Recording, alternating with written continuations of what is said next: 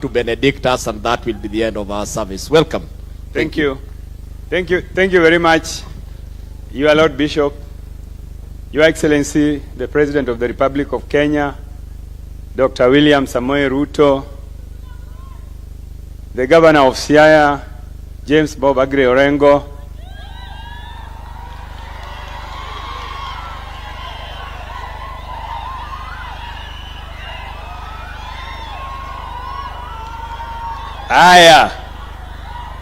Cabinet Secretaries present, led by our very own James Opio Wandayi,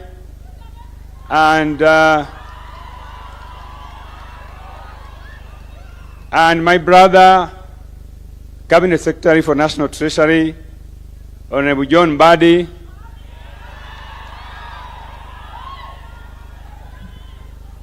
Siaya Senator, Youth Leader, Dr. Oburu Oginga,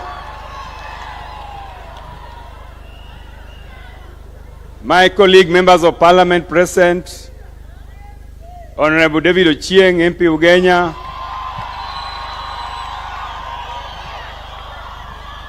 Dr. Gideon Ochanda, MP Bondo, Elisha Kuba, MP Game,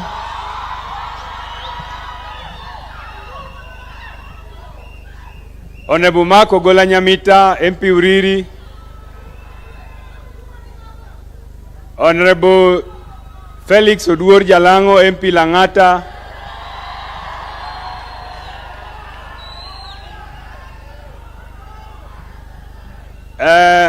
we have my colleague, Member of Parliament for Butere, also Chairman of Public Accounts Committee, National Assembly, Honorable Tindi Mwale. Welcome. We have our principal secretaries who are here, led by our very own Dr. Raymond Omolo, PS for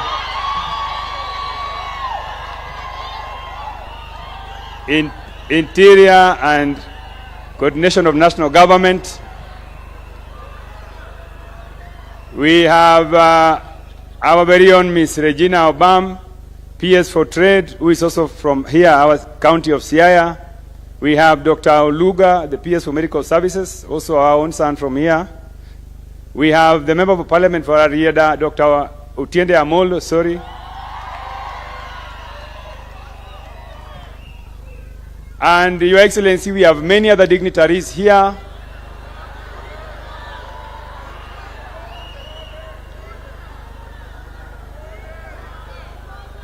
Sijasema nani? Nani sijasema? Haya, Your Excellency, the place where we are is called Township Ward, and the Member of County Assembly representing this ward is called James Obiero Otare. James Obiero Otare is here.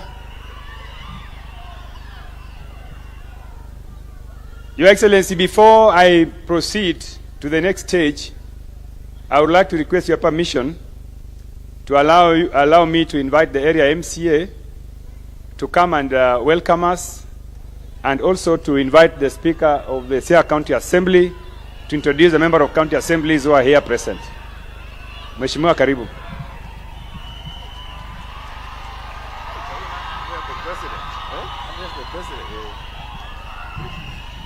Asante sana Mheshimiwa Mbunge.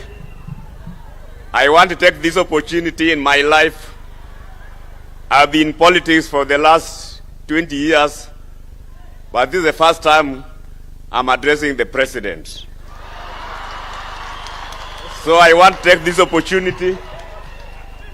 President William Ruto, the Governor of Siaya, the Speaker of the County Assembly of Siaya, and all the visitors that has come with the President, to invite you to Siaya Township Ward as the area MCA. Okatieko Kisungu nyasaye madiberi jakoru.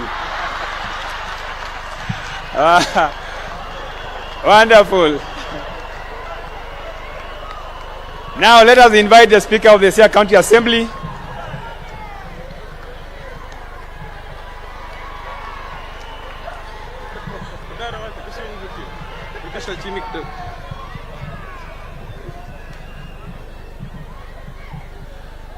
Your Excellency, the President of the Republic of Kenya, it is always an honor to receive you and welcome you in Siaya. Your Excellency, my duty will just be to introduce or recognize members of the County Assembly and members of the county government or staff of the county government. But before I do that, also observing that there's no time, allow me to walk us through the memory lane.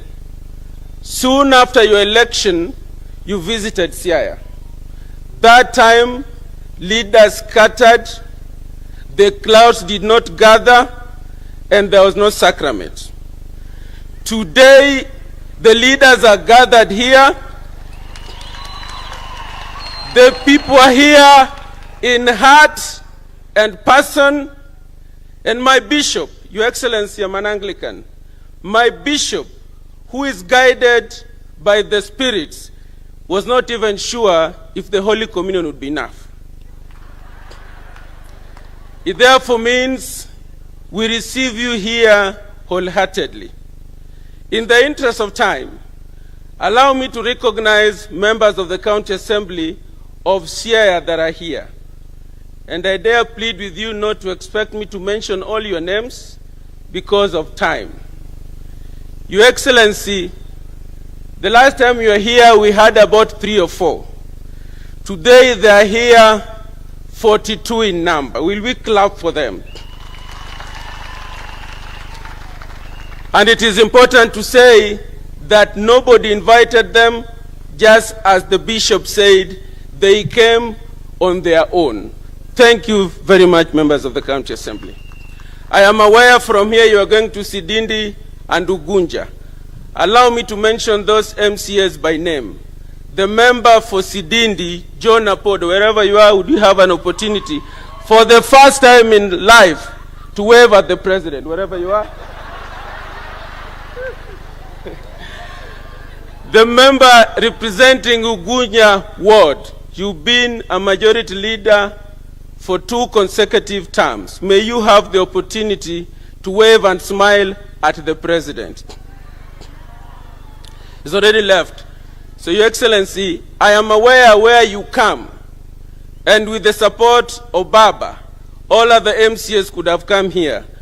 The member for Parliament, Jalango, told me there are MCAs from Nairobi. Wherever you are, MCAs from Nairobi, would you be upstanding to wave at the president?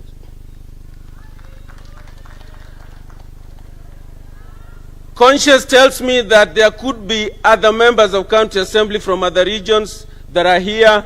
Wherever you are, would you be upstanding, please, for recognition? Last, Your Excellency, the preacher has preached. And he preached about the blessings that comes with God's people being together and living in harmony and peace. The message I gather is that you and Baba Raila Amolo Odinga have been ahead of this sermon. The scripture was ahead of you, but you've been ahead of the sermon. That is why, in your own wisdom, you noted that countrymen and countrywomen, when they live together, there is peace and harmony, broad-based government. Will you clap for ourselves? And the very last one, what I do, Your Excellency, is I pick voices.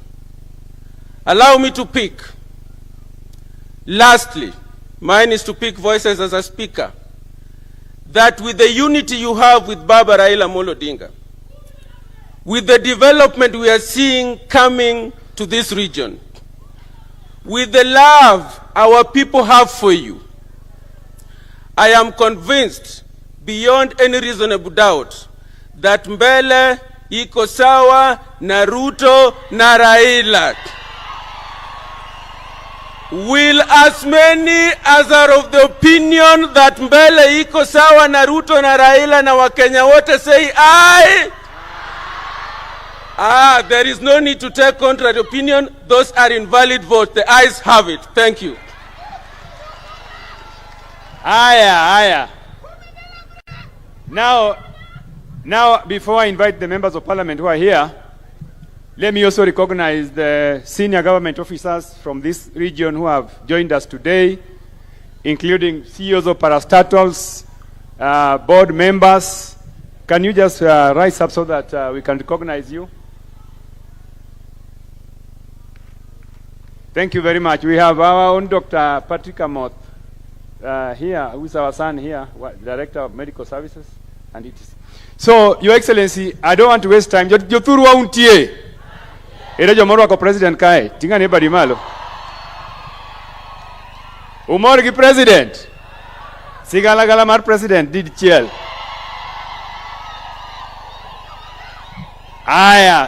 Now, Your Excellency, I want to be very brief and want to thank His Lord the Bishop for the message of today. The Bishop, I think you are speaking to politicians. You are urging politicians that despite any differences that we could have, the preservation of the country is more important than any other things. And I want to agree with you that this is the trajectory that we took as members of the ODM party, and that is why we are with the President and working together with him. We do not intend to abandon the President in the near future, because we think that would be contrary to your message of today. Your Excellency, I want to take this opportunity to welcome you to this constituency. This is the very first time you are here visiting us, since you and Baba bestowed on me the huge responsibility of helping you to manage the budget of the country. And I know that my people are very, very happy with you and are supporting you because of that responsibility that you gave to me. Your Excellency, I want to assure you that together with my brother, Honorable Mbadi, we have, for the first time, delivered a budget that is not only transparent, but a budget that has been able to live up to the requirements of the Constitution that expects a budget to be, to address the regional balance, regional equities, and also to address the needs of every section of the country. Your Excellency, I want to assure you that we are not partisan leaders. The mandate you have given us is for us to help you govern the country in terms of resource sharing. So if you see development projects that have been appropriated in this region, that is the same thing that has happened in all other parts of the country. So the budget has been balanced, and that this country is for all of us, and we cannot isolate any section of the country, because that is what the message that you have given us. So, Your Excellency, thank you very much for that message. I will not talk about the development projects that are here, because now you are here, and those projects that we put in the budget, we put them courtesy of your blessings. So I will allow you to be the one to speak about them. But I want to, I don't know, Lucy Dulu Martin, Joturua. Kawuono do kumora inya. No. Kane kumora. Kawuono ukodo wiya.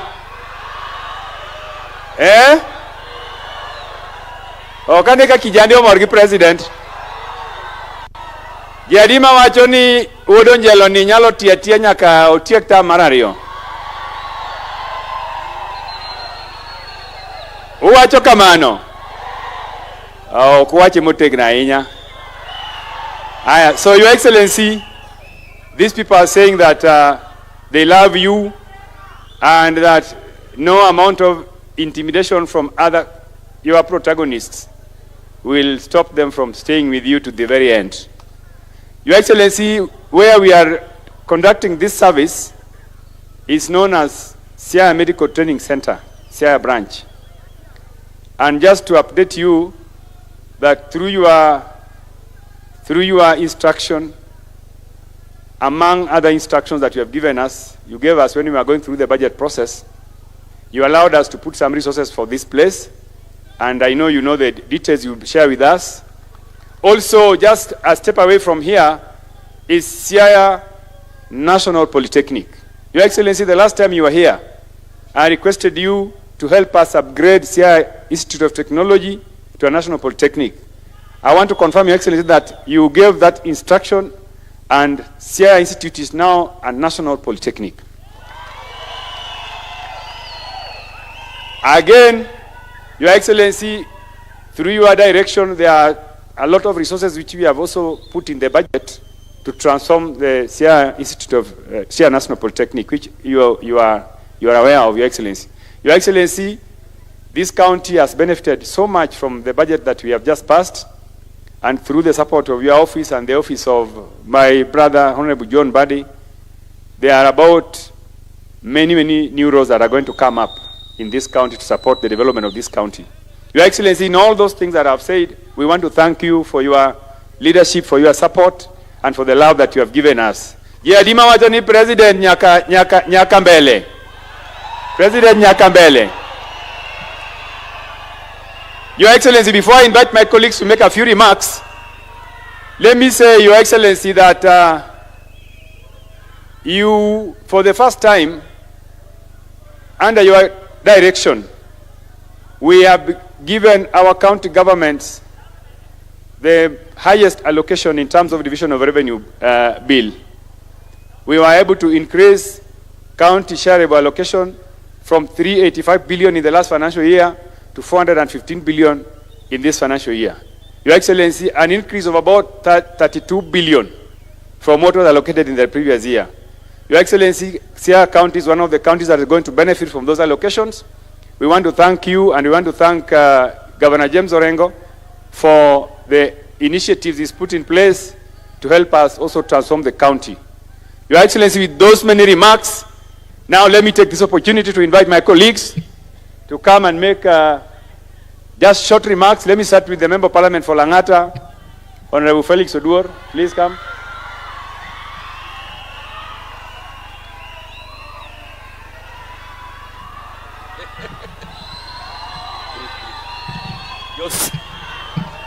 Siaya untie umor to the Bishop, Your Excellency, and all the guests.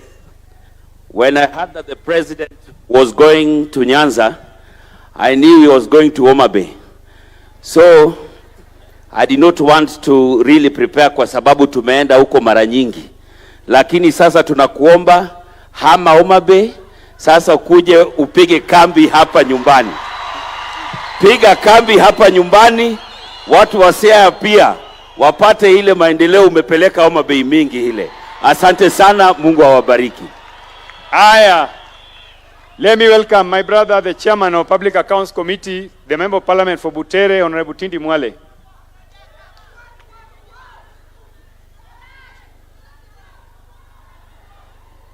Watu wa Siaya mlembe. Mlembe handi. Asante sana. Sisi na nyinyi ni kitu kimoja. Mimi naitwa Mheshimiwa Tindi Mwale. Mimi ni mbunge wa Butere na pia mimi ndio chairman ya Public Accounts Committee. Your Excellency, I'm very happy to join you today for the church service. Rais na rafiki yangu sana, na wakati niliona anakuja hapa nikasema pia mimi nikuje tusali pamoja. Si nimefanya vizuri? Na watu wa Ingo wako ndani ya broad based government ya Mheshimiwa President William Ruto na Baba Raila Amolo. Nyinyi mko ndani ya broad base ama mko nje ya broad base? Hebu nione wangapi wako ndani ya broad base. Na mimi Mheshimiwa Rais nataka kuhakikishia ya kwamba the message of fighting corruption, mimi kama chairman ya Public Accounts, I support wewe na Baba Raila Amolo Odinga fully on the fight against corruption. Tuko pamoja?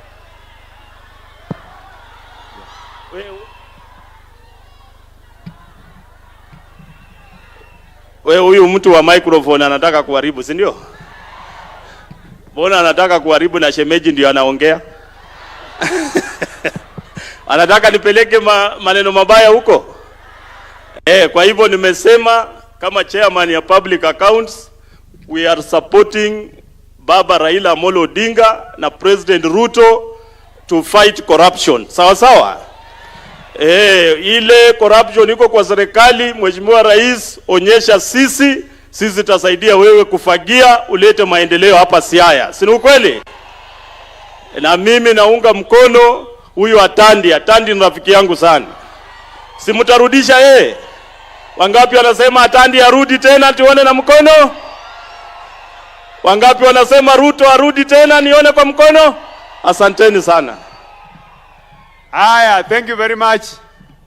I want also to recognize the presence of the Secretary General of the Kenya National Union of Teachers, who is with us here, Honorable Mr. Oyu. Mr. Oyu, feel welcome. Now, let me take this chance to invite my colleague, the Member of Parliament for Bondo, Dr. Gideon Ugola Ochanda.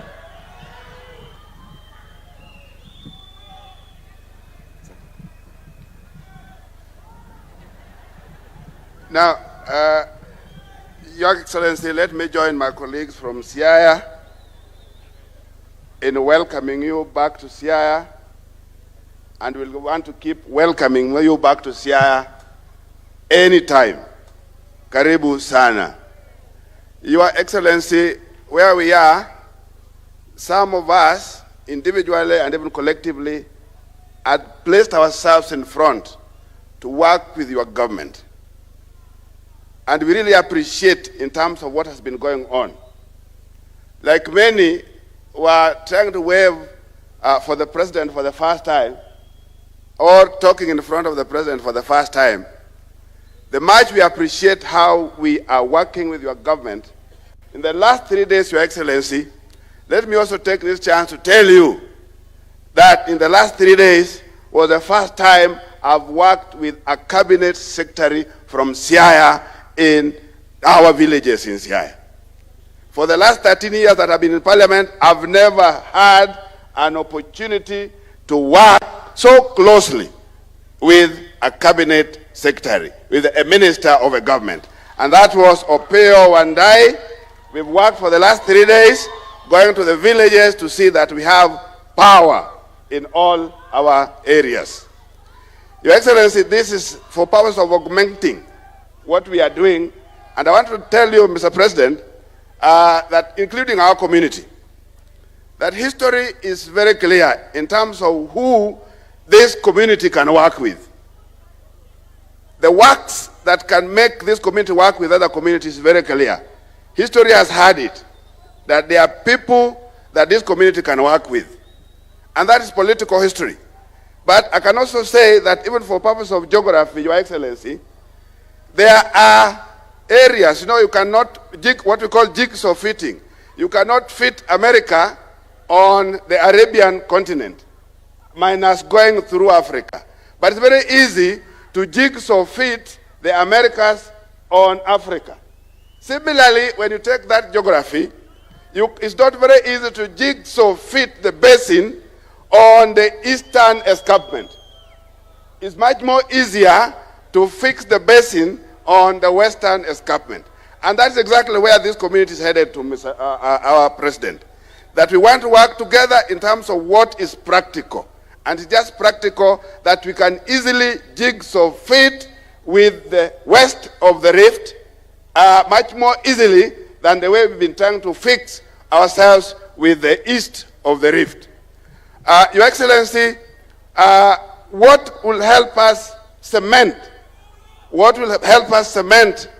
this relationship that we have with your government is the fulfillment of the little projects, promises here and there. We are disadvantaged. We may not have the coffee. We may not have the sugarcane. And we know you are doing a lot of work in those kind of economies. Our economy here needs quite a bit of fixing. Particularly, we know fisheries will take quite a bit of time, but that's an economy that we really need to put our efforts on. Your Excellency, Bondo, Siaya, towns. The government has done a lot of effort before. There is a water project that has been here. The government placed a lot of money. Siaya doesn't have water, Bondo doesn't have water, and it's the same project that is supposed to go to Rarieda.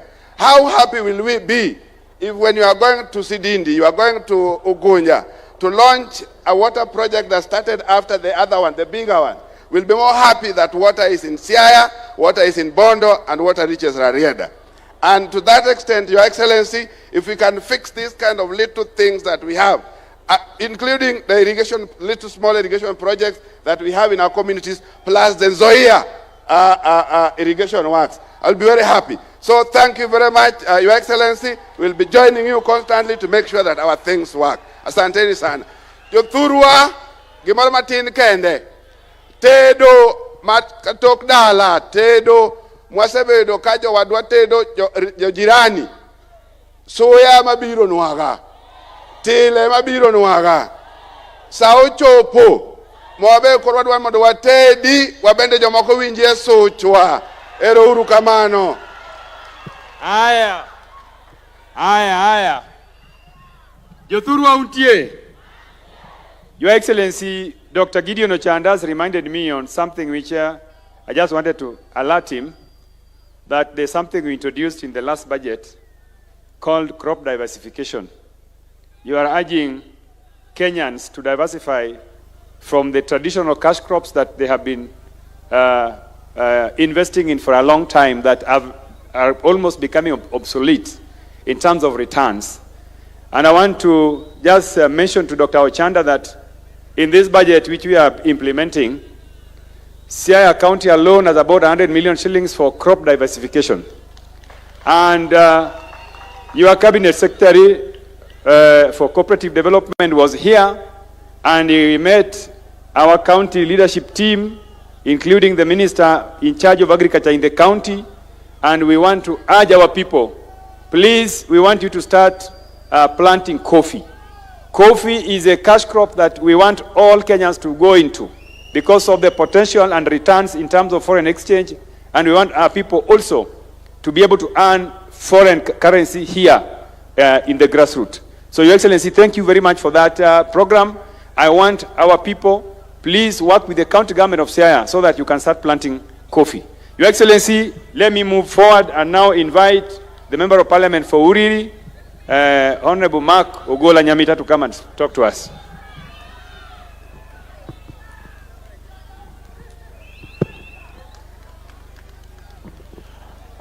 Thank you very much, Mheshimiwa Tandi, Your Excellency the President, Your Lordship the Bishop. Thank you for your 2 words of encouragement. Indeed, it is good when brothers stay together.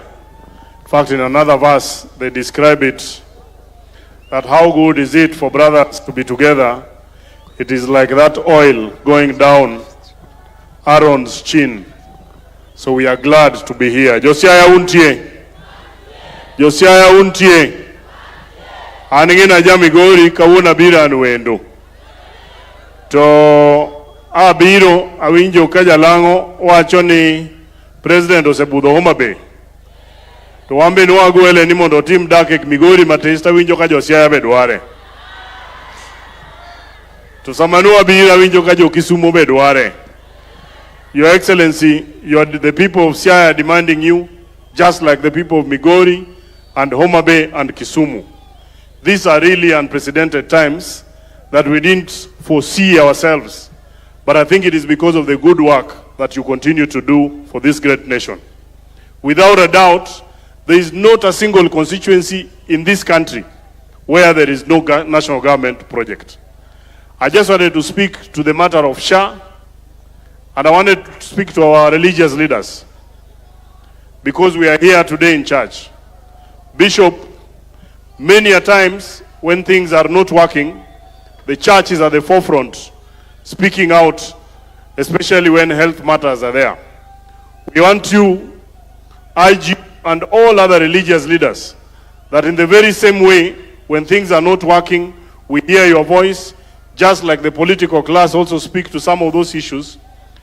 Because we want to build this nation together, we also urge you to speak to the things that are actually working. And this issue of SHA, Your Excellency, even by the sheer number of people who have been registered on this particular platform, is a confirmation that it is actually working. There are a few issues, and we have heard in the news in the recent days, a few hospitals have actually been affected, and they've actually been registered. I just want to urge, that this is a thing that must work just like education. The hope of a poor man is only in health and in education. So SHA must be made to work. And Your Excellency, I heard recently your Cabinet Secretary say that maybe there are a few members of Parliament who are also running hospitals. If there is a member of Parliament, including myself, who is running the hospital and is involved in this fraud, we want to urge you, fieka hao. If there are people in the mainstream government who are also involved in this fraud around SHA, fieka hao, Rais. If there are religious institutions that are running hospitals that are involved in this particular fraud, fieka hao wote. Because we want that every single Kenyans, just like all of us have access to medication, they can also get medication. Finally, Your Excellency, still on the matter of health, I now want to urge our county governments, because health is a devolved function. And recently you have spoken to free medical health in all our clinics up to level 4, from the smallest clinic to up to about level 4. For outpatients, we are urging our county governments, it is now your duty to avail drugs in all our hospitals, so that when the citizenry go to the hospital, they do not miss the drugs. And that way we will have a prosperous nation. Otherwise, on my behalf of the people of Uriri, and I dare say, on behalf of my in-laws, because you know my wife comes from Alego, I want to say, sisi tuko na wewe ni rais wa 2 term. Wale wanasema rais 2 term, nione namna hii. 2 term ama si 2 term? 2 term ama si 2 term? Ere ukamano Nyasaye ugwedhu. Aya, Mark Nyamita, jao den Nyangia ka murngia ka. Enor koso kenor. Aya, now let me invite the Member of Parliament for Game, Honorable Elisha Udiambo Akuba.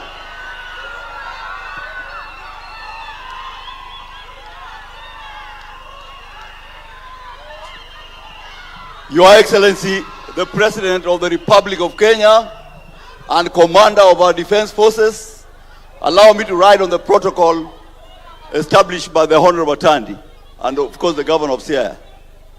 Jothuro untie, Jothuro mor, anabiro ka monawaji njili, ni 2027, waduoko William Samoei Ruto kendo. Elango oye, meauru baru malo. Your Excellency, let me be brief because time is running. I want to request you, Your Excellency, that in the next month, when my brother Ray is doing recruitment for the police, let's see I get a high number. Awajo kama ni wanikindi ko police, Josia yudia mangeny malojo moko. Akwayo kozoka kwayo. Number 2, Your Excellency, by end of next year, there will be skyscraping building in all the towns of Kenya. And Kenyans will start to appreciate how you're impacting in our society in terms of affordable houses. Number 2, Your Excellency, I'm a beneficiary of your hard work. When you took over presidency, I had a loan that I was paying 175,000. Now I'm only paying 135,000.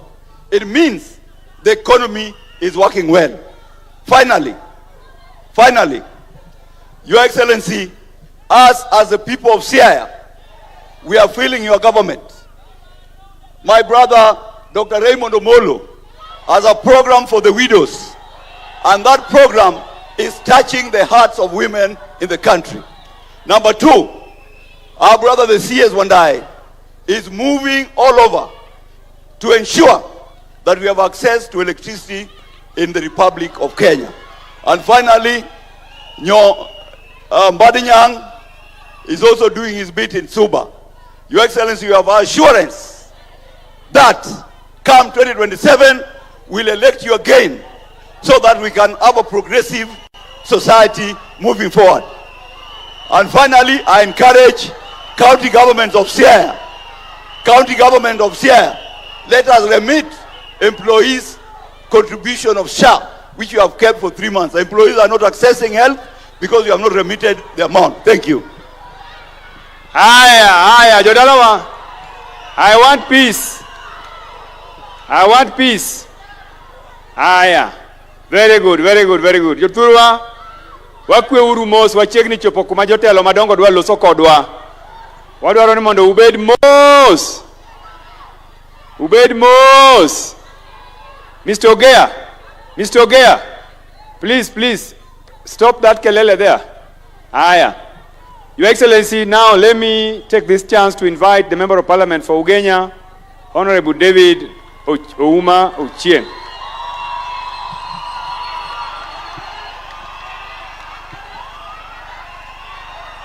Thank you so much, Honorable Tandi, to our Lord Bishop, Your Excellency, the President. I'm very happy to be here this morning. Your Excellency, this is your 5th visit to our county. It shows the friendship that you have with us. I want to say this morning, Your Excellency, that no other president before you has shown us friendship, not just by word, but by deed. Your Excellency, hapa Siaya, Kisumu, kila mahali wanachimbwa. Wanachimba stima, wanachimba barabara, wanachimba manyumba, wanachimba masoko kwa sababu ya urafiki ambayo uko nayo na sisi watu wa Nyanza. Mungu akubariki sana. Your Excellency, I like your boldness. There are things you've done in the last 3 years that no first-time president would do. You decided to take housing head-on. You decided to take health head-on. You decided to reform our education. All the presidents who have come before you talked about them, did nothing about them. And I believe that if you are just patient enough, the reforms you've made in the last 3 years, Your Excellency, will evaporate in this country for the next 30, 40 years to come. Continue doing what you do. Don't be afraid. Be courageous, because the things you are doing are the things that are going to make this country our own Singapore. Your Excellency, I have one issue. That hizi vitu tunafanya vizuri zote taribika, usirudi kile mambo yako, ile mambo yako mambo matatu. Go back to those 3 issues. Mambo matatu. Because if you don't fight corruption, if you don't fight indiscipline, if you don't fight incompetence, we will not go anywhere, Your Excellency. So I want to say here in Siaya, kama ni wabunge wako corrupt, fight them. Kama ni court judiciary is corrupt, deal with them. Kama ni your ministers who are corrupt, deal with them. Kama ni counties that are corrupt, deal with them, Your Excellency. Don't spare anybody. Let's build one country. Let's build a country that all of us believe in. Finally, Your Excellency, nimeambiwa kama nimekaa pale kwamba kama tunangoja, as we wait for you to do all for us, Kisumu, Siaya, Busia Road, inakaa mbaya sana sasa, Your Excellency. It's patches all over. Barabara ya Kisumu mpaka Busia, Your Excellency, please, naomba mara 10. Saidia ziko barabara hiyo. Thank you so much. Welcome to Siaya again, and God bless you. Rokamano. Aya. Yoturwa untie. Erejo mamorgi President Ruto kai. Very good. Now I want to invite my brother, the Member of Parliament for Arieda, Dr. Otiende Amolo, Senior Counsel.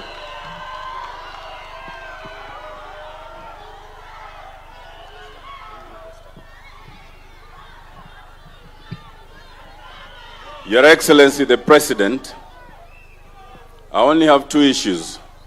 One is a thank you. The second is an invitation. Mr. President, this is your 5th visit to Siaya.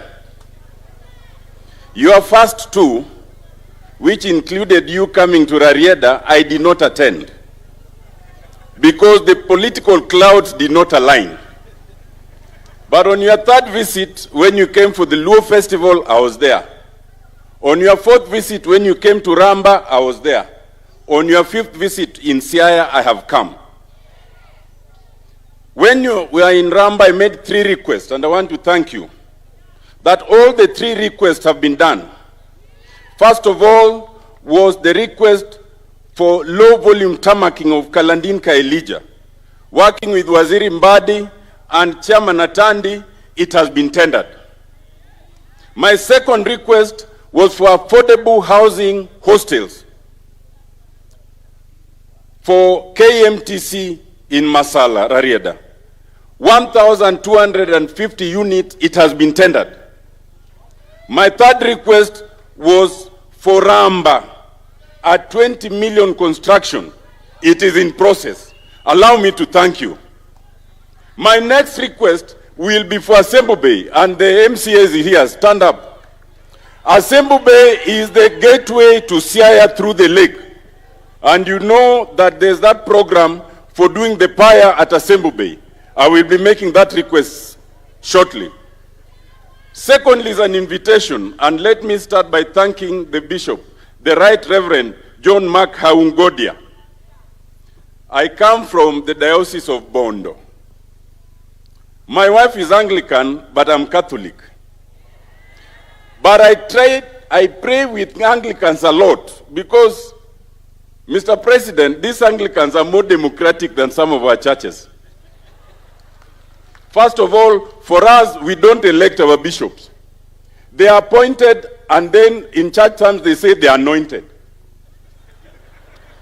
But the Anglicans elect their bishop.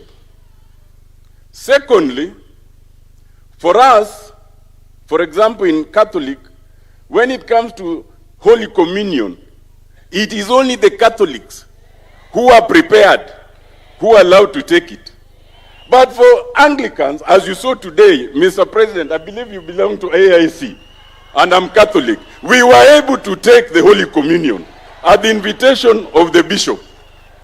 But more importantly, for us in Catholic, when we go there, you are given the Holy Communion and then you are told go. And then the priest remains and he takes the wine by himself. These Anglicans even give us wine. So, Mr. President, me and you, let us reconsider our faith. Having said that, Joturwa, Jomorwa Konjelo Jagot, Mbadi, Mbadi. Mr. President, these people have welcomed you. Please keep coming to Siaya, because in Siaya, first you have a father in the name of Jaramogi Oginga Odinga. Then you have a brother in the name of Barack Obama. Then you have another brother from another mother in the name of Raila Amolo Odinga. So keep coming, Mr. President. Thank you very much. Aya. Joturu wa winjo kaka wajumbe twak maber. Ere joma mor gi wajumbe wa Masiaya. Joturu ani ng'eyo ni sani chiko koyiena mondo akwa president gimoro amora. Nikech an ema keto budget. To nitie gik mwaketi budget mang'eny maka wacho kae tibro wach ni atandi kara ng'ito marach. Nyaka wadag ka biye. Biye ng'e ni chami to kako gedo to kinyal ng'eyo kako gedo. Wawinjore. Omiyo an agedo gi rieko. Lakini John Mbadi gopia Wandayi gi joma an gotongi gik madhi mbele. Omiyo adwa ni mondo koro walos matini weche gik mwatimo to watiyo nikech ing'eni gik mwaketo gi be joma ng'eny ok morgo. Dongu neno ka wuoyi mana kawo kuome chande noketo mang'eny to nogo koko ma wagole makawo kare. Dongu neno kamano. Omiyo adwa ni ka waketo gik moko gi John Mbadi mineno mobet kae ni wuoyi mariek ahinya. Wuod Subani wuoyi malich ahinya. En kaseketo pesa to en ogolo koro pesa tiyo. Omiyo adwa ni mondo ubed mokwe joma uketo mbele i sirikani gin jomo tegno. Kendo gin jomo ng'e sida man thurwa kae. Omiyo Raila Amolo Odinga ne oketo mondo wabed kanyo. Raila Amolo Odinga oketi aketa ogo ikogno kendo ng'eyo ni ng'ama nyalo timo tich. Omiyo thurwa usirwa koso kusirwa. Joma sirwa joma ni sirikal ane bade uka usirwa motegno. Now, I want to now take this opportunity to invite our elder, our father, the man you are not allowed to contest against. Your Excellency, in this county, nobody is allowed to contest against Dr. Oburu Oginga. Dr. Oburu Oginga will just get elected. You don't need to run against him. The Senator of Siaya. Welcome, Daktari.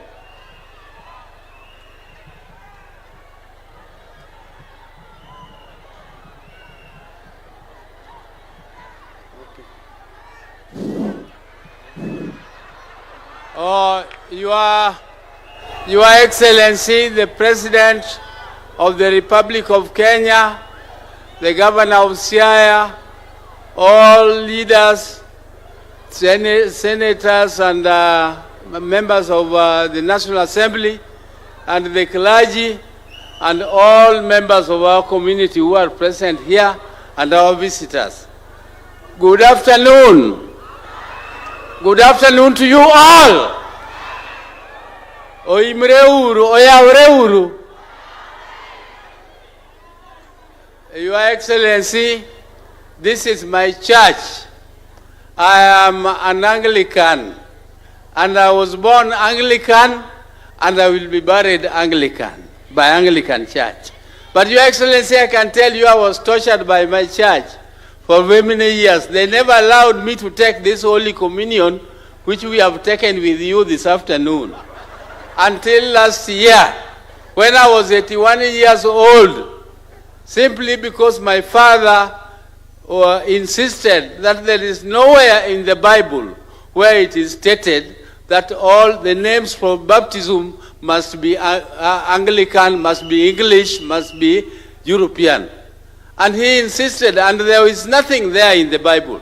And he even wrote a letter to the Archbishop of Canterbury, and he got a confirmation that I should be baptized using African names. So my full names are Ngonga Molo Oburu Oginga. And my brother is Raila Amolo Odinga. And my late brother Agola was Ngire Umuodo Agola. But last year, my bishop in Bondo allowed me to be confirmed, and even though it was too late because I had already married a second wife. And Your Excellency, I want to take this opportunity to welcome you to our county. These are people are not very complicated people. They are always very straightforward. If they don't want you, they just tell you on your face. And if they love you, they also tell you on your face. And you can clearly see on the faces of these people that they really love you. And Your Excellency, this love comes because you have also shown love for them. First, there is the Minister of Finance, John Mbadi. John Mbadi. John Mbadi has taken that docket of the Ministry of Finance, which has never, since we got our independence, been held by a Jaluo. This is the very first time that a Jaluo is holding the Ministry of Finance. Your Excellency, that is a very, very clear show of love for our people by giving one of us the Ministry of Finance. You also gave our son here, Opiyo Wandayi, the Ministry of Energy. And Opiyo Wandayi is so energetic that he is befitting that ministry. He is always is everywhere in Kenya, moving and implementing electricity projects. And we want you, Opiyo Wandayi, our son here, to bring electricity, because electricity is the foundation of development. Anywhere in the world, the reason why Africa is called a dark continent is because it has no electricity. Who will come to invest with you if you have no power? Power is the foundation of development. And Opiyo is doing it very effectively. Opiyo, thank you. And thank you, Mr. President, for giving him that docket. Mr. President, we want you to continue. We don't want to engage too much in the future talks about Ruto must go, Ruto must go, Ruto must go. Ruto is going nowhere. Ruto is going nowhere because there are only 5 ways you can remove a president. First, either he resigns or he dies. If he doesn't die, he is defeated in an election. And if he is not defeated in an election, then something attacks his brain. He becomes a bit... and none of those things exist with the president. The president is very healthy and is there If you want to remove him, wait for 2027 and all of us are there. So we are all Kenyans. Let us work together. Let us build bridges and let us see what comes and who comes out. Because me, Mr. President, I'm also a Gen Z. That's why I'm called youth leader. And President, we have seen the fruits of what is coming here. There is this road in Bondo. That road in Bondo, there has been a lot of outcry about its implementation. But there is 200 million shillings which had been given in the budget, and I have talked to Honorable Mbadi to give it something in the supplementary so that it is completed. You came and promised that it will be done, and we must make sure it is done so that people don't continue complaining. The contractor who is in Gotnanga, Orengo's place, those sites, has become very incompetent. Give us another contractor to finish this one in Bondo. Mr. President, I don't want to say much more because there is a lot going on. To ko imilunga ni dongro ko juthurwa tikwaga uru ko mangeny kagi moro biro to uso asoya mosulo goleng nikech nyiego ngeny kodwa uwinjo jothurwa ero kamano uru.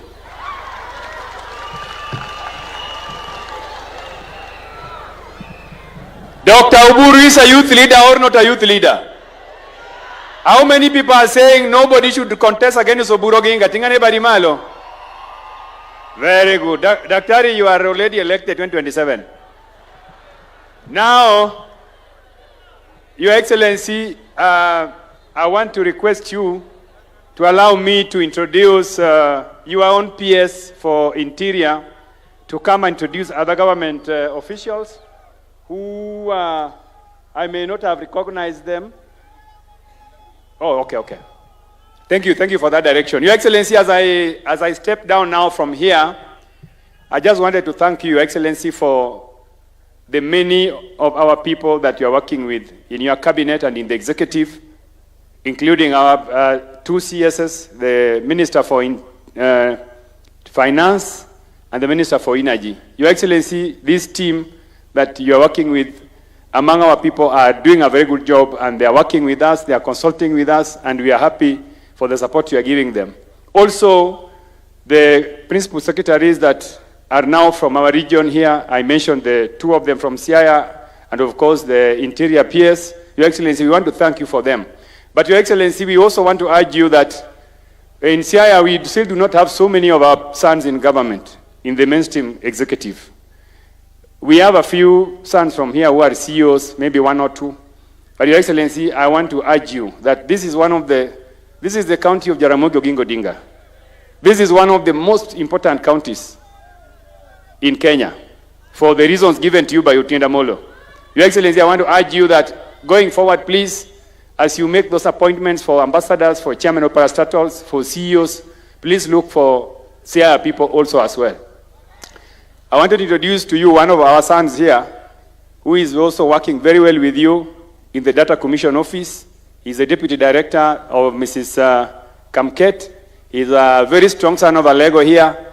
Please, next time there's an opportunity, Your Excellency, I'll come to see you so that you can look at him positively. Oscar, this is the Deputy of Mrs. Kamket. He's a very strong son of Alego. He's my age mate. I went to school with him from primary to university.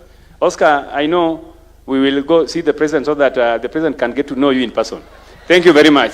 Now, with those many remarks, now let me take this opportunity to invite my brother, the Minister for Energy, James Opio Wandayi. Wandayi, welcome.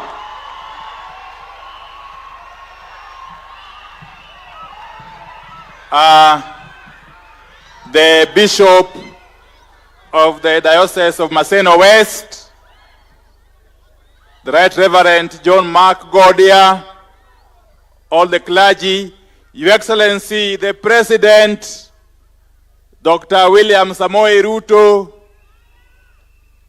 wananchi wa Siaya, hamjambo.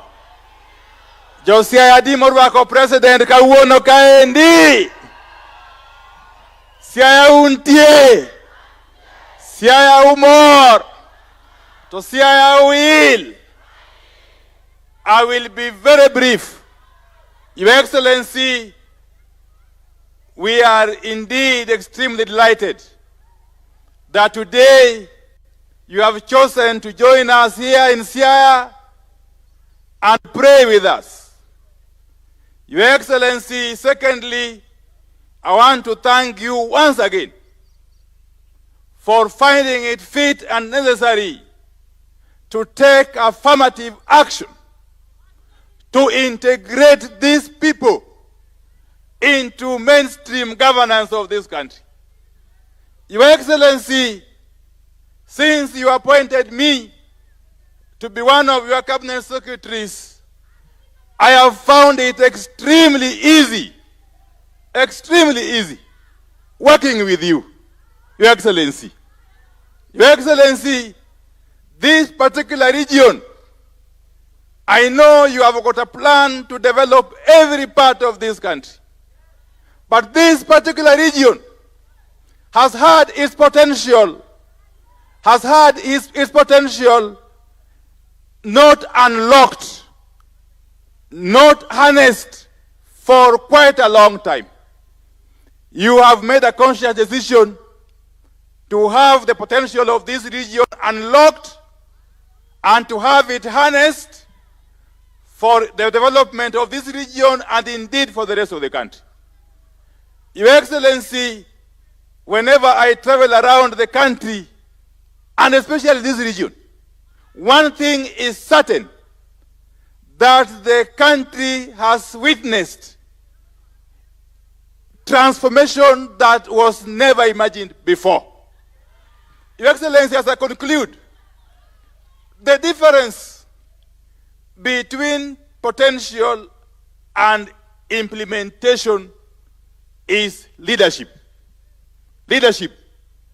What this country has had, all the resources it has. This country has had all the minds and brains that it has. What this country has always required is leadership. Leadership that is prepared to make hard decisions. You have made some of the hardest possible decisions in this country. And you have taught us, as your cabinet secretaries, that it is better you make a decision which is wrong instead of not making a decision. Better a decision which is wrong than not making a decision at all. And your hard decisions are indeed now bearing fruit. As I conclude, Your Excellency, these people, and we live with them here, and we talk with them every day, these people see you as their natural ally. True or not true? Isn't Ruto our natural ally? First and foremost, Your Excellency, you co-founded ODM with Baba. But more importantly, ideologically, you are fully aligned with these people. And therefore, we can only say that the future is bright. Politically speaking, we speak to them and they have assured us that they are working with you every step of the way. Every step of the way. And let me also thank Baba Raila Amolo Odinga by joining forces with you and showing us the way. And indeed showing the whole country the way. As I continue to implement my programs of electrification within my ministry, Your Excellency, I continue to abide by your directive that we do so across the country without any form of discrimination. So allow me, with those very many remarks, to welcome my brother, the Cabinet Secretary for Finance and National Treasury, the Honorable John Mbadi, to come forward and make some remarks before inviting the governor. Thank you very much. Welcome.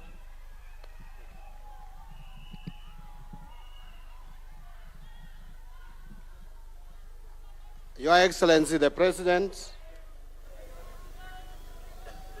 the church leadership,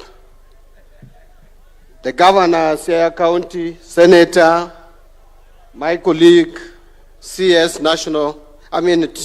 Energy, other members of Parliament, the leadership of the County Assembly of Siaya, led by the Speaker and other MCAs. Siaya oi! Siaya oi! Your Excellency, I have a few remarks to make. First of all, you are teaching us and you have taught us the virtue of being Christians. That at least once a week, you take time out of your schedules as directed by God in the Bible to set aside a day to worship. And this is a virtue that we are picking from you. Secondly, Your Excellency, I want to agree with Honorable Chanda that you can choose your friends, but you cannot choose your neighbor. And Your Excellency, it's even more blessing if that your neighbor becomes your friend. And we are happy that we are not only seeing a neighbor, but we are seeing a neighbor who is a friend of this region. And you are guaranteed the support of this region, Your Excellency, because you have demonstrated to us that you care. You have demonstrated to us that you don't want this region to lag behind. I have worked with you for now well over 1 year, very closely. And I know that your government is a government of inclusivity. What is happening in Siaya and what is going to happen in Siaya and happening in Kisumu and what happening in Migori and Homa Bay is happening in the rest of the country. You gave me the power of the pen, and I know the budget from page 1 to the last page, and I see the projects that are being implemented in this country, including the forgotten areas of northern Kenya, where they are seeing for the first time a 740 kilometers of tarmac road opening up that region. And it is everywhere. You go to Tana River, I was there a while back, two weeks ago, and you can see development across the country. Those people who read social media, those people who sit in some corner of the country and talk of one term, I want to tell you and I want to assure you here, you will be shocked. Those of us who walk across this country and go to all corners of the country, that talk of one term is an illusion. You are going to get your second term, Your Excellency. What you need to do is to soldier on, include the whole country, bring peace in this country, unite the country as you are doing it. You are going to be rewarded, and rewarded. And that reward will not be to you. It will be a reward for the people of Kenya. And when you finish your presidential term, I am confident you are going to hand over to another president who will be thinking about Kenya and not a particular region or a particular corner of the country. I want to come to a close by also talking about some of the reforms. And I want to agree with the previous speaker who spoke, I think it was Honorable Chieng, who spoke about SHA. When I was asked what my opinion about SHA is, especially the systems, as the person responsible for financial systems in this country, I said that I'm very excited of the revelations that I'm seeing. People who don't have information and details about what Oluga is doing with the Duale in that ministry are the ones who are talking out there. Just by us doing an assessment in 6 counties, Your Excellency, out of 47, there are revelations that for years, hostels in this country, some hostels in this country have been taking money from Kenyans, and yet Kenyans are languishing and suffering without treatment. They have been stealing public funds. And when they are caught, they sponsor stories, negative ones, against the very people who are trying to clean up the mess that has been happening in the health sector. Dr. Luga, soldier on. Soldier on and clean the mess that is in the Ministry of Health. Don't be distracted. I am also not getting distracted to implement e-procurement. EGP is the way to cut on wastages in the government. My plea to the accounting officers, don't listen to your procurement officers because they don't want to let go where they have been stealing public funds. Make sure that you move around and ask your procurement officer to work with the National Treasury to implement this system. This system is going to save us a lot. My team at the National Treasury did not have a weekend. They are making sure that by next week, all state departments, all county governments are ready to do procurement through e-procurement platform. And I will tell you, some people are making noise that the system is not working. But they don't even know how that system works. How can you say it is not working and you don't even know how it works? Only 13 counties have been cleared by a controller of budget. So your counties cannot procure because you have not cleared with the controller of the budget. The ones that have cleared with controller of budget, by next week you should be ready to start procurement. So let us embrace this system. We are not bringing a system that is going to inconvenience you. Any new system must have challenges, but we walk as we move ahead. And I see some people reporting, Sijui, well, how did they put it? Mbadi's 5 billion mess. That system is only worth $2.9 million, which is about 370 million Kenya shillings. And it was procured in 2022 April when I was still a member of parliament. I did not procure that system. If you thought it was procured yesterday, you are behind news. It was procured in 2022. I was a member of parliament for Super South. For heaven's sake. All that time, it has just been kept there. What I've done is to make it work. And it is in line with the National Assembly's approval in 2020 through regulations where they said we should go e-procurement. Members of parliament conditioned the executive to go e-procurement. Thank you very much. Embrace this system. Support me, support the government, support us in all our reforms to save Kenyans from fraudsters. With those many remarks, kauono kawach dholuo, asewacho kisungu ma dholuo ruenya, anung'eni anoru, oruoyo matin, dipo kukwaya weche mathoth, to gimanyisou, kalam majatelo miyowani, to awe maber bomiya tandi ni batha, jo Siaya kalambwa nyutiyo kuomu maber. Ubro neno kochak team projects gini kalambwa nyutiyo kuomu maber. With those many remarks, allow me to invite the governor for Siaya County, my senior, Jim Mayanga, James Agri Orengo. Karibu. Thank you.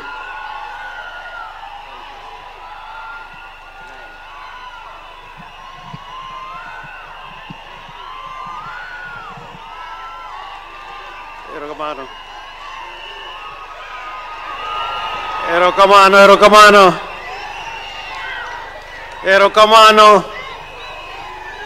Your Excellency, the President of the Republic of Kenya,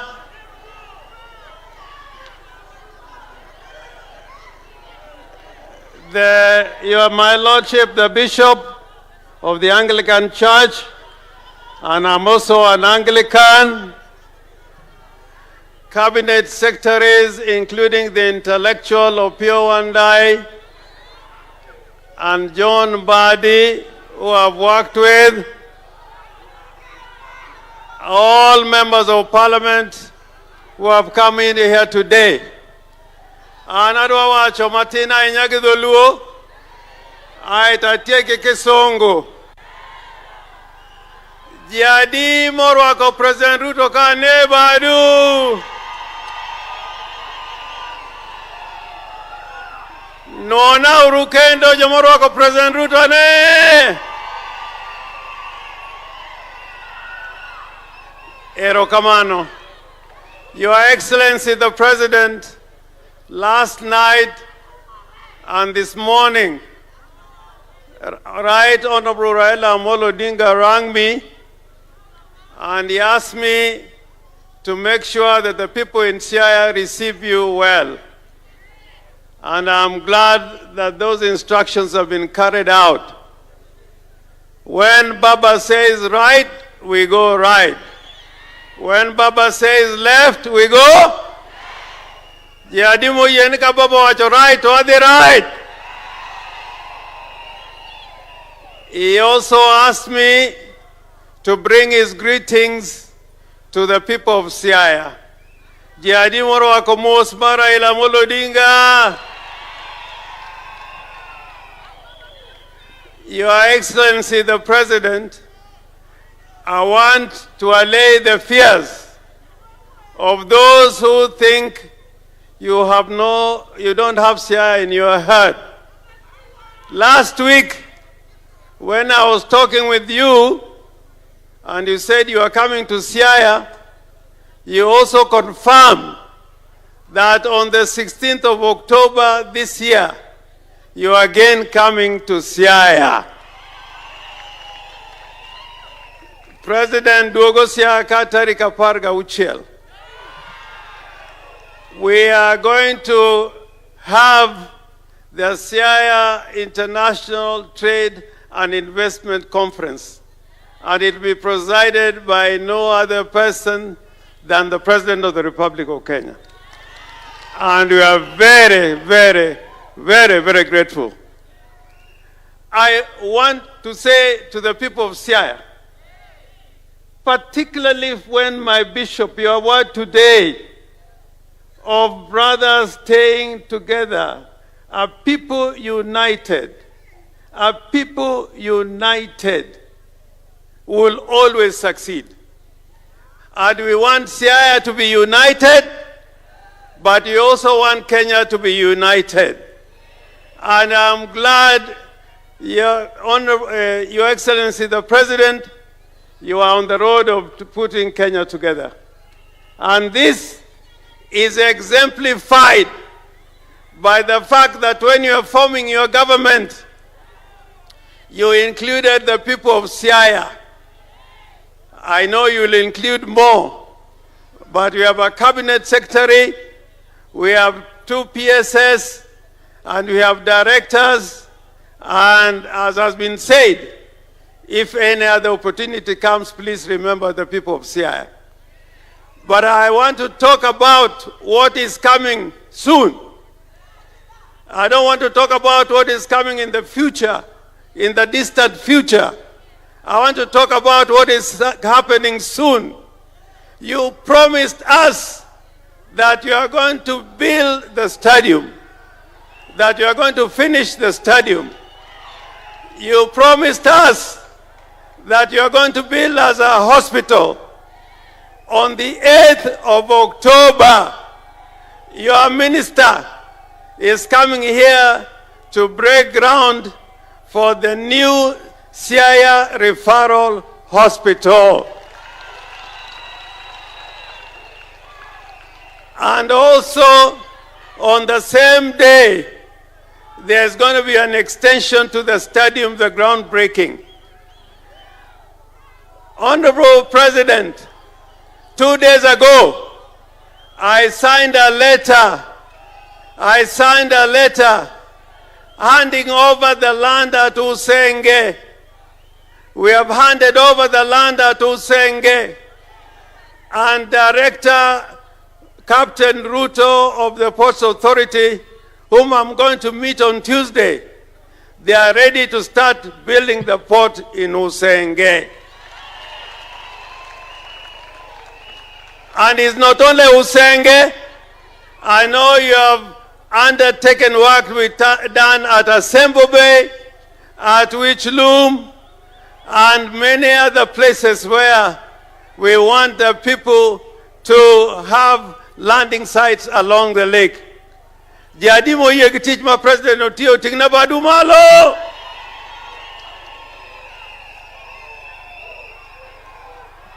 You told me that Bondo is going to have the Bondo bypass road, and we are waiting for that to be done. And in Siaya, the work that is going on, we are happy with what you are doing with us. I can tell you, and I always like speaking the truth. I like speaking the truth.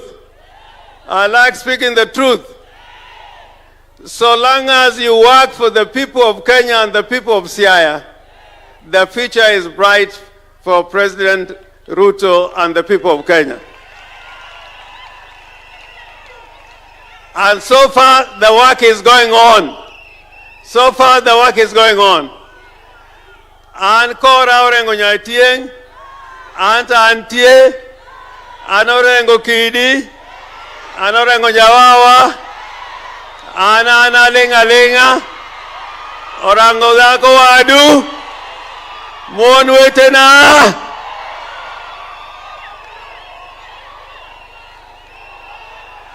Kenan member Mothers Union bende, ano kani kama, ani Mothers Union. Kama abro donje bange, to sani aja Mothers Union. Omio, wamor gigik madinyime. Jadi mo yenu anju wuoth kanyakla gi national government mondo piny otire. Ya uye! Siaya uye! Ugenya uye! Gemu uye! Alego Usonga uye! Rarieda uye! Bondo uye! Ero uru kamano. Koro yena uru mundarwag, the President of the Republic of Kenya and Commander-in-Chief of the Defense Forces, right, His Excellency William Samoei Ruto.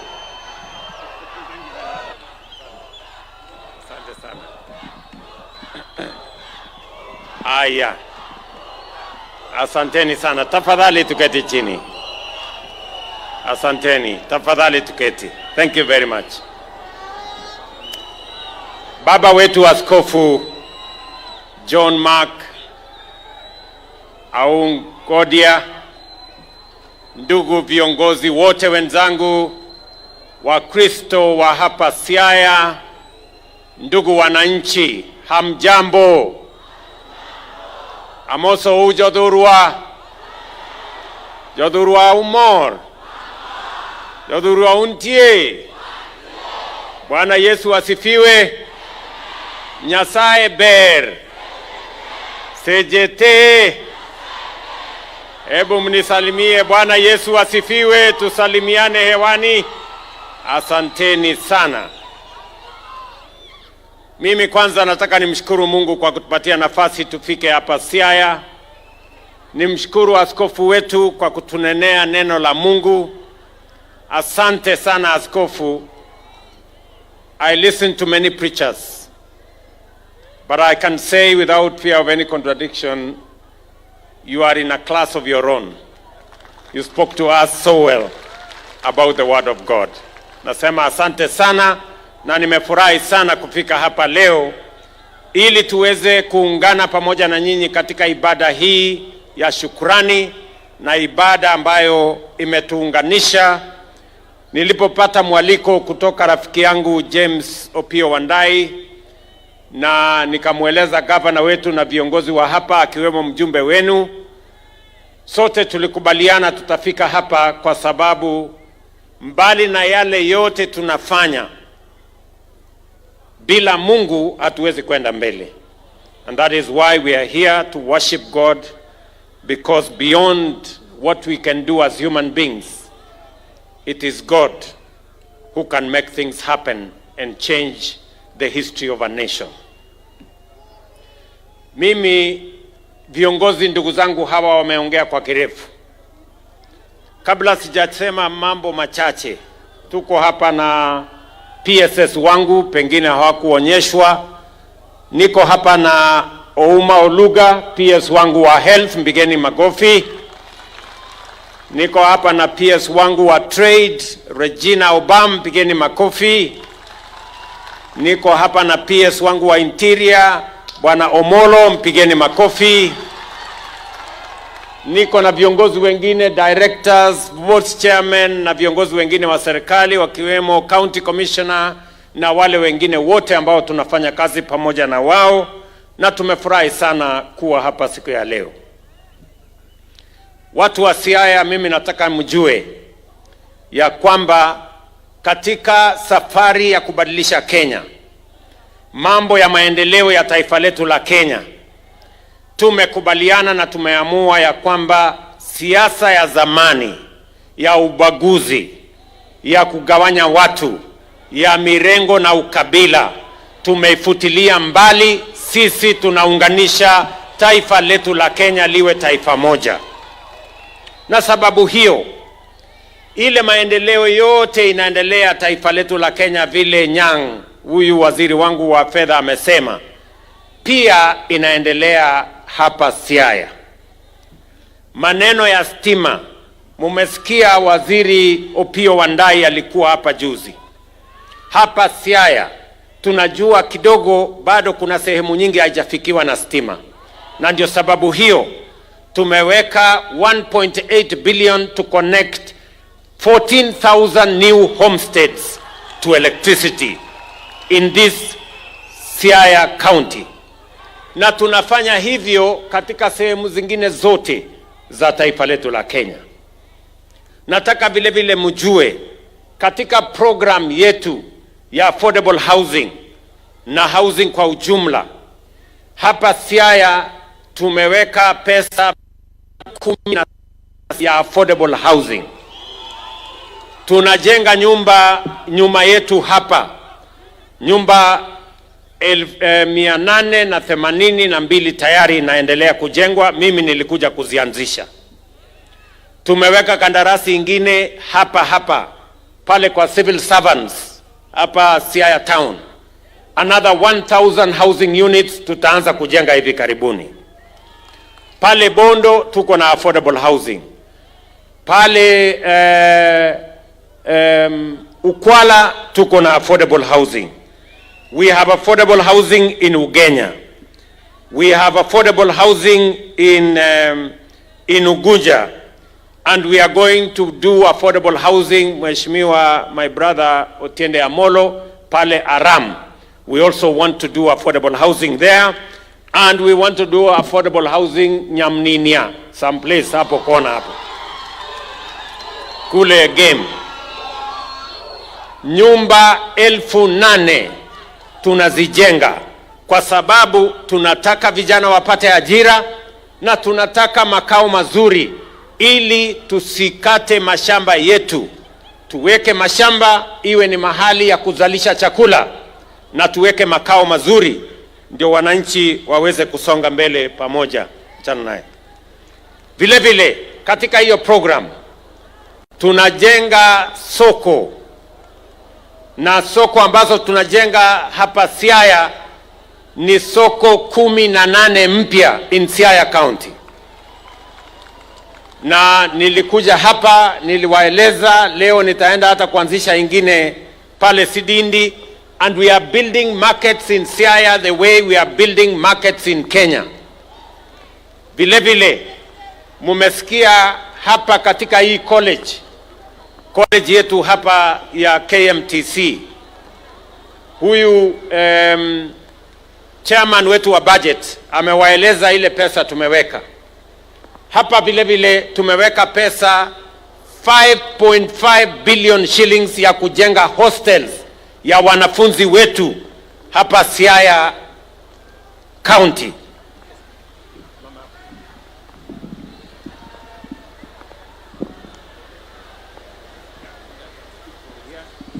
Very good. Haya, naona tumepata baraka ya mvua.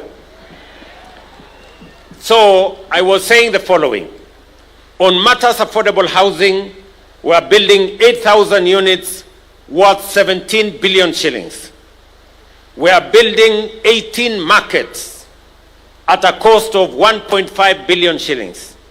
And we are building 11,500 bed hostels in different colleges. Pale katika university yetu ya Bondo, pale Odero Akango University ya kule Maseno, hii college hii ya KMTC, pale katika mahali tumetoka hapo, mahali tumeweka ndege hapo kwa National Polytechnic, na sehemu zingine nyingi hapa Siaya. So we are going to construct hostels that will assist the young people of this area in the colleges and in the universities so that they can live in decent conditions. And that is going to be a program that is going to cost us another 5.5 billion. In total, on affordable housing, on markets, and on hostels, we are going to spend 22 billion shillings in Siaya County to make sure that we change these constituencies and this county in general.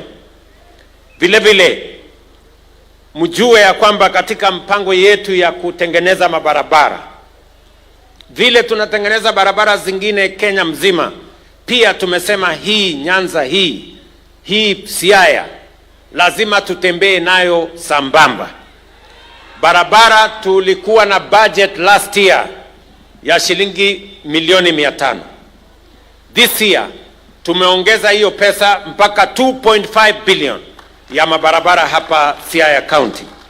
And in the coming months we are going to enhance and put another 1.5 billion so that we have a total of 4 billion shillings to build roads in this Siaya County. Munajua nilikuja pale kwa barabara ya Goye. Huyu bwana Ochanda ananisumbua kila wakati na hiyo barabara na hiyo maneno ya daraja. Now we have resources, we have put their money to work on that bridge.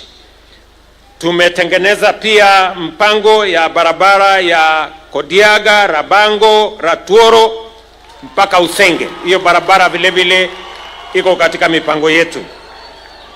Bondo bypass, tulikubaliana na viongozi wa hapa ya kwamba tunataka kutengeneza barabara ya Bondo bypass. We now have committed money in the budget to build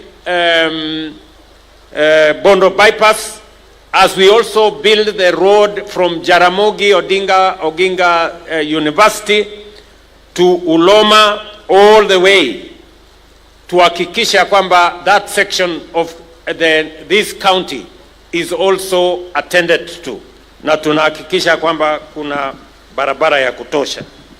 Vile vile tumekubaliana barabara ya kutoka Kabao kwenda Bondo kwenda mpaka Siny Oye, hiyo barabara vile vile tutatengeneza, tuko nayo kwa budget na itaendelea. Barabara ya Tanga Kibaku Osiri iko kwa budget yetu. Kalandini ile Otiende alisema, Kalandini Luala mpaka ifike Kaelija, sijui Elija alikuwa nani, lakini mtu wako hapo. Hiyo barabara vile vile tutatengeneza. Wangariot Asembo Bay vile vile iko katika budget yetu. Sidindi Sikomere Masiro iko katika budget yetu, na vile vile Ngia Kobare Malele iko katika budget yetu. Na vile niliwaeleza, sitataja barabara yote, lakini I want to assure you that in the next 1 year you will see the difference that we are making in road construction, not just in Siaya but in the whole country, because we have put together resources close to 300 billion Kenya shillings to build roads in the Republic of Kenya, because we want to make a difference and because we want to move people, we want to move goods, we want to move services so that we can grow our economy, we can eliminate hunger, we can eliminate poverty, and we can contribute to the growth of our economy as we build our nation as Kenyans. Vile vile, kwa sababu nimefika hapa leo, mimi nataka niwaeleze vile vile James Orengo tulikutana na yeye na watu wa Siaya walikuja wakanitembelea na tulikubaliana na wao mambo kadhaa. One of them is stadium hapa kwenu Siaya. Hiyo stadium ilijengwa na mimi nataka nishukuru Rasanga, alifanya sehemu kidogo, Orengo akakuja akafanya sehemu hapo. Sasa ile imebaki ni sehemu mimi nitashughulikia. Tayari nimetumana hapa. Orengo alisema contractor atakuja tarehe 8 Oktoba. Sio hivyo. Wacha nisahihishe. Tarehe 8 September ndio contractor anakuja. In the next 8 days contractor atakuwa hapa. Na nimeamurisha huyo contractor, mimi nataka hiyo kazi ya both the facility ya stadium. Tumewapatia milioni 550 ya stadium to make the stadium modern. Mimi nasikia mnasema sana kuhusu Homa Bay. Hii stadium yenu pengine itashinda ile ya Homa Bay. So mosmos tulizeni boli. Sawa sawa. Vile vile tumetoa pesa milioni 500 ya kuwajengea hospitali pale via katika hapo Siaya. So the contractor is going to do both the stadium and we are also going to do the hospital. Because tunataka kuhakikisha kwamba hiyo hospitali inapata nafasi ya kutibu watu wa hapa Siaya in a way that reflects the needs of the people of this county. Vile vile mimi nataka niwashukuru watu wa Siaya. Katika program yetu ya matibabu, nyinyi mnajua ya kwamba tumekubaliana afya for a very long time. Health has been a privilege for those who cannot afford and those who have the means. But the Constitution tells us that health is a right of every Kenyan, irrespective of their financial capacity or status. Na sababu hiyo ndio tumebadilisha mambo ya afya. Tukasema tunataka kusajili kila Mkenya. Tunataka kila Mkenya apate matibabu, aende hospitali, atibiwe na aende nyumbani bila ya kuulizwa pesa yeyote, because we now have a plan on how to deliver health in the Republic of Kenya. Hapa Siaya wananchi 1,400 wamejiandikisha tayari kwa SHA. Out of 990 citizens, 990,000 citizens of this county, already 40% are registered in SHA. Mimi nataka niwaulize wale wengine wote ambao hamjajisajili. Tunataka mujiandikishe, kujiandikisha ni bure. Wewe ujiandikishe, na nilisema ya kwamba hii kujiandikisha itakupatia nafasi ya kwenda hospitali utibiwe pale kwa level 1, level 2, level 3, hospitali ya dispensary, hospitali ya health center, hospitali ya sub-county hospital, hospitali ya level 4. Hizo hospitali zote ukienda pale utatibiwa, ile utapatiwa dawa, utadungwa sindano kama inahitaji sindano, upatiwe dawa na uende nyumbani bila ya kuulizwa pesa yoyote na mtu yeyote. And I want to repeat, nikiwa hapa Siaya, bado kuna counties moja ama mbili ambayo inalipisha wananchi.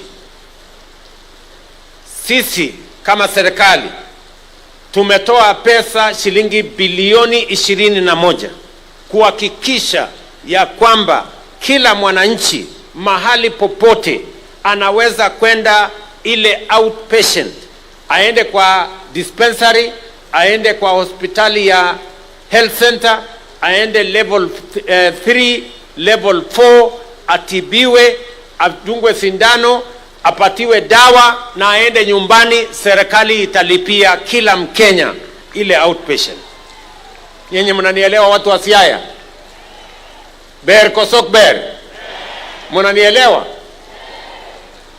Wawinjori? Tunaelewana? Sikizeni. Wacha nirudie. Tunataka kuhakikisha ya kwamba afya sio starehe ya matajiri na watu ambao wako na pesa. Afya ni haki ya kila Mkenya.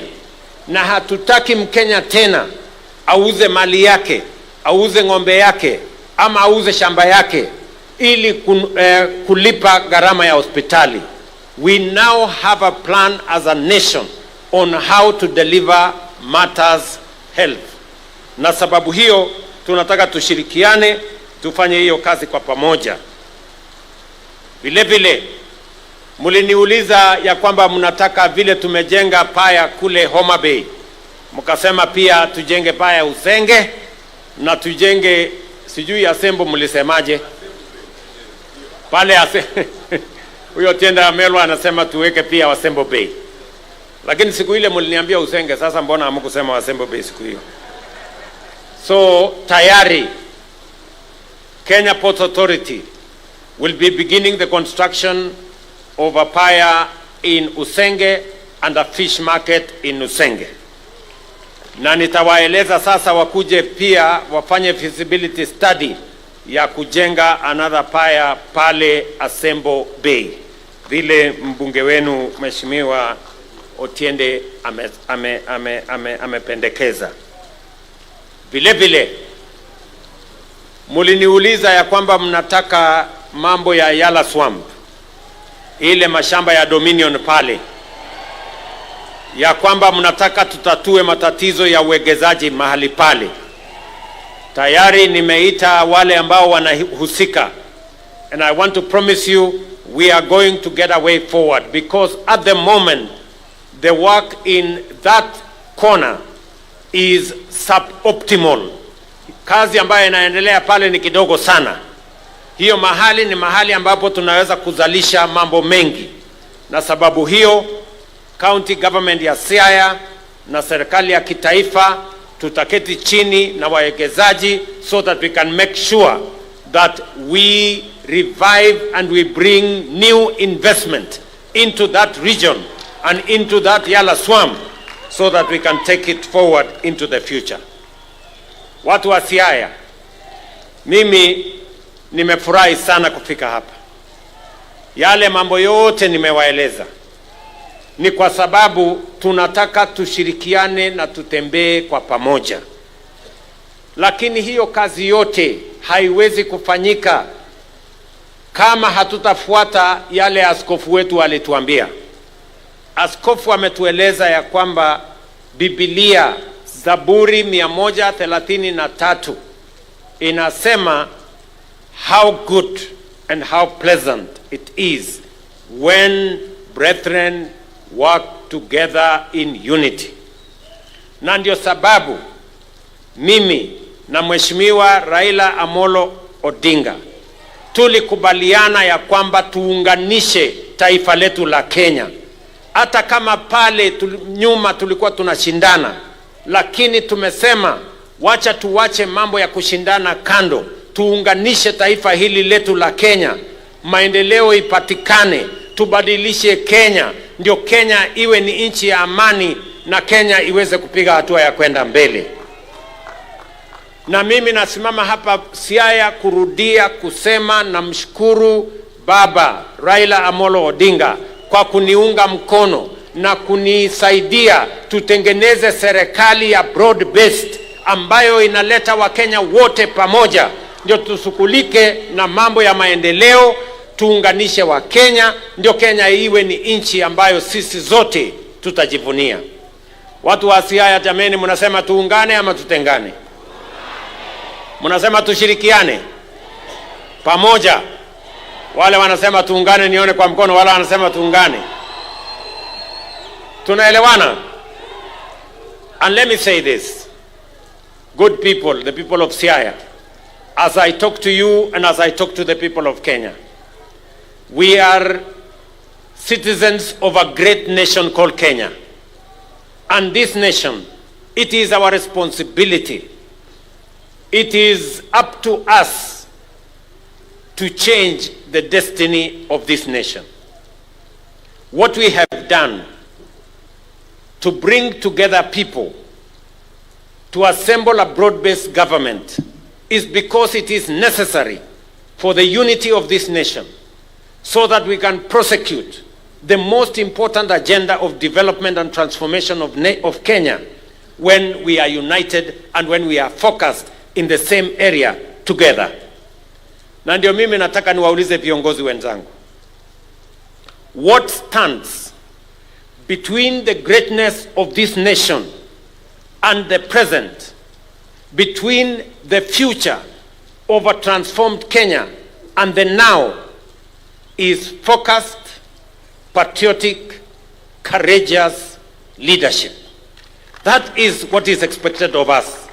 Na wauliza MCAs, wabunge, magavana, na sisi wote. As leaders, we have the privilege to be leaders in this nation. We must know that the destiny of this nation is going to be dictated by what we do, the plan we execute, the passion we put into our work, and the commitment and the accountability that accompanies what we do.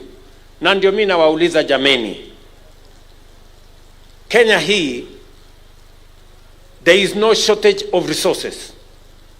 There is no shortage of plans. What stands between Kenya and its greatness is bold, courageous, focused, patriotic leadership, as we have been told by the bishop here. And that is why we must stand together. That is why we must stay focused. And I am confident, mimi nataka niwaeleze watu wa Siaya, as I talk to the people of Kenya, I am confident about the future of this nation. Vile watu wa Korea walibadilisha nchi yao in 30 years. Vile watu wa China walibadilisha nchi yao. Vile watu wa Singapore. Singapore was at the same level as Kenya 60 years ago. Today they are in the first world. We are still struggling in the third world. Let me tell you, good people, we can change this Kenya in the next 30 years. In our lifetime, we can make this country go to the first world. And I am very confident that we have the ability, we have the resources, we have the capability and the human resource to do it. What we must do is to stand together. Look at what we have done. Wacha mimi niwaulize. Look at what we have done. In 3 years, we have doubled our savings at the National Social Security Fund. We had 320 billion, now we have 640 billion. What is going to happen in 5 years? What's going to happen in 10 years? What's going to happen in 20 years?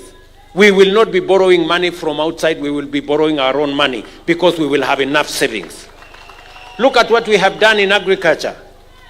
We have cut down the importation of sugar by 70%. We have cut down the importation of maize by 70% because we have invested resources in production. Look at what we have done in education. Our struggling universities, today, they are on sound footing. We have hired so many teachers. We have transformed our education. Look at what has happened. Today, we are building 160,000 houses across Kenya, including 8,000 in Siaya County. Look at what is going to happen. What is going to happen in 5 years? Look at what is going to happen in 10 years. This country, good people, if we stand together, if we are focused, if we are patriotic, if we are accountable, this Kenya is going to change in our lifetime. And I am persuaded, and I am committed, and I believe that working together, we can change Kenya. Watu wa Siaya jameni, mnasema tushirikiane tubadilishe Kenya ama mnasemaje watu wa Siaya? Mnasema tushirikiane? Yes, we can change this nation in our lifetime. It is possible because we have, look at what has happened. Let me give you a bit examples. We have raised 300 billion shillings, not through any other, from our own resources for our roads. We are undertaking projects of 500 billion on housing, on markets, on hostels, money we have not borrowed from anybody, money we have raised from our own resources. Look at what we are doing in health. We are committing and we are spending close to 100 billion and another 200 billion in matters of equipment in our health. Money we have not borrowed from anybody, money we have raised from our own resources. We have increased our savings by another 320 billion shillings in Kenya, money we have not borrowed from anybody. Just imagine what we can do if we are focused, if we have a plan, if we are courageous, and if we know where we want to go. I want to implore on leaders, nyinyi ndugu zangu MCAs, my friends, members of parliament, my brothers and sisters, the governors, I want to ask you, let us work together. We can change this nation in a very fundamental way. We will stop borrowing. We will stop being in the third world. We can move this nation into the first world in our lifetime. Jameni, tutashirikiana watu wa Nyanza. Watu wa Siaya tutashirikiana. Ndugu zangu wabunge tutashirikiana. MCAs muko tayari? Wabunge muko tayari? Bwana Orengo, wewe uko tayari? Ama namna gani bwana? Tunaelewana ndugu zangu? I am saying this with this passion because I can see the future and I can see a different Kenya. Many people sometimes accuse me of saying things that are not there because I can see them. Many people cannot see, but I can see a different Kenya. If we keep the faith, if we stick together, if we stay focused, if we are patriotic, if we are accountable. And that is why I agree with my CS, this man, John Mbadi, when he says that our detractors, we are not going to listen to you. On matters to do with SHA, the reason why we are unearthing the theft and the corruption in hospitals is because our systems in the SHA, the digital system, is now able to detect the fraud that people have carried out for many years under NHIF. Why do we have 30 billion shillings deni ya NHIF leo? Na tukisema wacha tufanye verification ya hiyo debt ya 30 billion, mahospitali wanaenda kotini wanasema they don't want verification. Kwa sababu wanajua ndani pale iko wizi. And we are not going to pay until we verify, because we are not going to spend public money to pay corrupt people. Ama namna gani jameni? So we are telling the people who think the theft they were carrying out in NHIF watalete kwa SHA, nyinyi mnaota ndoto ya mchana. Haiwezekani. Hospitali yeyote, hospitali ya serikali, hospitali ya kibinafsi, hospitali ya kanisa, kama wameiba pesa ya NHIF, watalipa hiyo pesa. Kama wamelete corruption kwa mambo ya SHA, watalipa hiyo pesa na tutawapeleka kotini, kwa sababu we must be accountable for all the resources that the public have put at our disposal as government. And let me also say this. Maneno ya e-procurement, kuna watu wengi wamezoea kandarasi ya ukora. Kitu ya shilingi 2 tunanunua shilingi 10 kama serikali, kwa sababu ya procurement ya ukora hapo, ya quotation na nini na nini. Tumesema tunaweka e-procurement. Wacha ijulikane imenunuliwa pesa ngapi na imeuziwa serikali na nani. Na mbona mtu wa shilingi 2 hakupata hiyo kandarasi, mtu wa shilingi 10 alipata. That is what we want to do. Mimi najua kuna resistance. Procurement officers, accounting officers hawataki hiyo maneno kwa sababu wanataka kuendelea na ukora ya zamani. Alafu ndio wanaandika headline sijui Mbadi, sijui 5 billion, sijui nini. Nyinyi na ukora yenu na maheadline yenu na ufisadi yenu hamuwezi kutuzuia kuhakikisha ya kwamba pesa ya serikali inatumika inavyopaswa. And we are going to implement e-procurement. There is no going back. Any official who is not ready to work with us in e-procurement, they can as well leave. Waondoke kwa serikali, waende watafute kazi nyingine. Ama namna gani? Tuko pamoja ama tuko pamoja, my friends? Mnasema tuendelee ama tuendelee? Na vita ya ufisadi hakuna mahali itasimama. Kama ni kwa bunge, kama ni judiciary, kama ni executive, kama ni county, kama ni maofisi zetu za mawizara, we are going to make sure that every penny that has been given by the people of Kenya must be spent as is required and must be spent for the purposes for which that money was meant. And we are going to be firm and we are going to be steady, and no amount of blackmail, intimidation or whatever they want to do is going to stop us. Tunaelewana ndugu zangu? Tumekubaliana watu wa Siaya? Mwisho, huyu bishop ambaye ametunenea neno la Mungu in a very profound way, ametueleza vile vile kuna cathedral inajengwa hapa. Na katiba ya Kenya, the opening ya katiba ya Kenya inasema, we, the people of Kenya, acknowledging the supremacy of God of all creation.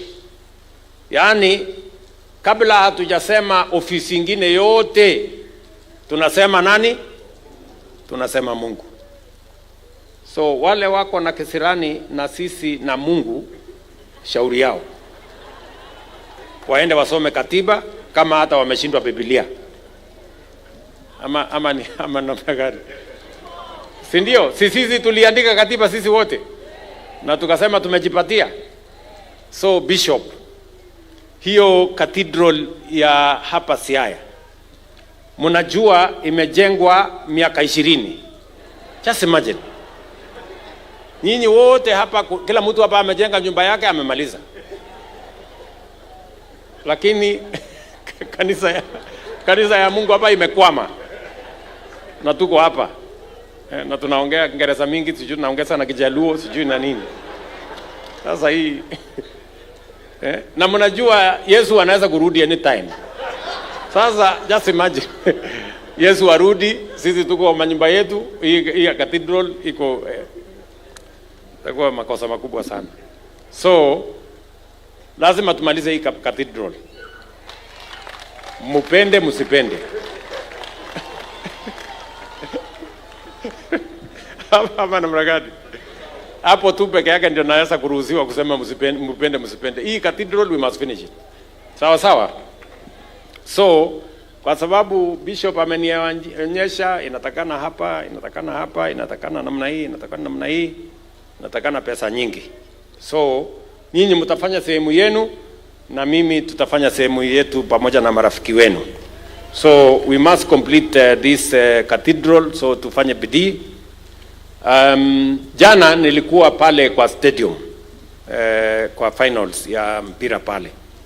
Na nilikuwa na baba hapo. Nikamwambia mimi naenda Siaya. Kaniambia basi wewe nipelekee salamu. So hii ya Orengo ni ya asubuhi leo, yangu ilikuwa ya jana. So si ndio? Na nikamwambia nikienda Siaya nitapeleka salamu zako, na ile kazi iko pale tutafanya sisi wote. Akaniambia ni sawa. Si ndio? Sasa alifanya makosa kwa sababu sasa hakujua pengine iko kazi kubwa hapa ya kufanya. Sasa ndio hii kazi imefika. Na lazima, kwa sababu niko na ruhusa yake tufanye, si ndio lazima tufanye. Sasa kwa hiyo kanisa nyinyi mtafanya sehemu yenu. Lakini mimi nitawatafutia shilingi milioni 20 ya hiyo kanisa. Na kwa sababu baba alinituma na nasikia yeye ni Mwangilikana. Ama yeye ni wa kanisa gani?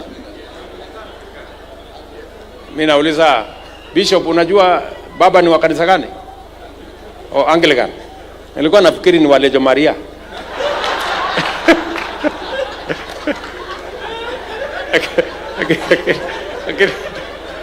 Umesema ni wa Anglican.